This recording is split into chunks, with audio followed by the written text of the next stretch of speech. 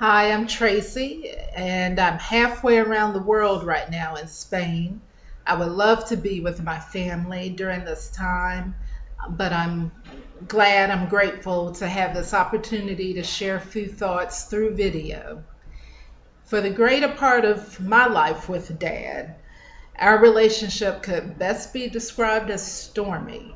Um, and even though we didn't have that kind of father daughter relationship filled with tender moments, those moments did happen.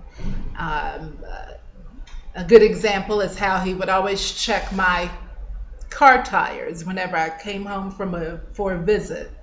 I'm sure we hugged, but his way of telling me I care for you and I love you happened every time he went out to the driveway, stooped over to inspect my tires.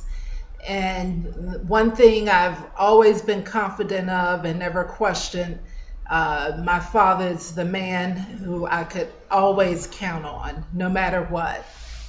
After the terrible accident he was in back in 89, or it may have been 88, he was less and less able to do this. For more than 2 decades, my father has endured very serious medical complications. And anyone who knows him knows he's had a strong faith in God. He's had many brushes with death, uh, more suffering than I can imagine. And there have been times when even his doctors thought this is the end, but he endured. And despite all the pain and suffering, I had never once witnessed him question his faith in God. And I know he felt guided and led by this faith. Something you may not know, unless you're a family member, my father was a very good insult comic.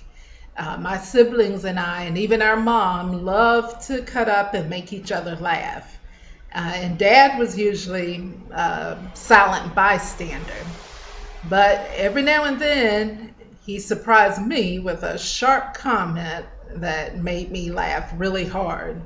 And from what I've heard through my siblings, I think they experienced some of this humor even in his final days.